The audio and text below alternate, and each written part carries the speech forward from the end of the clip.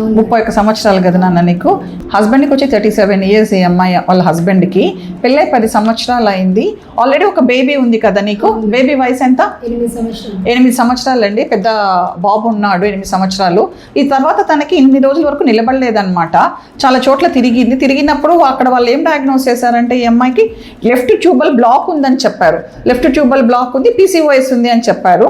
So మన దగ్గరకు వచ్చిందనమాట. మనం ఏం చేసామంటే ఈ అమ్మాయికి లాప్రోస్కోపిక్ ఓవేరియన్ డ్రిల్లింగ్ చేసి ఆ PCOS నీర్బుడ్డలని పగలగొట్టేసాము.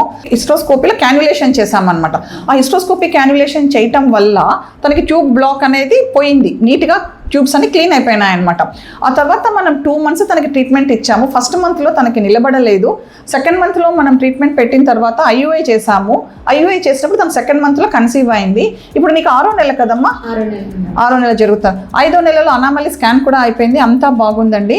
దీన్ని బట్టి అర్థమైంది ఏంటంటే చాలా మంది పేషెంట్స్ ఏమనుకుంటారంటే మాకు ఫస్ట్ ప్రెగ్నెన్సీ నార్మల్గా అయింది కదా, మాకు 2వ ప్రెగ్నెన్సీలో నీరుబుడ్డలు ఎట్లా వచ్చినాయి, ఫస్ట్ ప్రెగ్నెన్సీలో ట్యూబ్ బాగుండింది కదా, 2వ ప్రెగ్నెన్సీలో ట్యూబ్ ఎట్లా మూసుకుపోయింది. సో చాలా క్వశ్చన్స్ వాళ్ళకి డౌట్స్ ఉంటాయన్నమాట.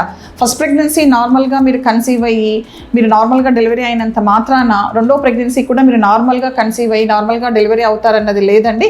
మీకు ఫస్ట్ ప్రెగ్నెన్సీ అయిపోయిన తర్వాత చాలా గ్యాప్ వచ్చింది అనుకోండి 2వ ప్రెగ్నెన్సీకి, ఖచ్చితంగా డాక్టర్ని కలిసి మీరు చూపించుకోవాల్సి ఉంటుంది.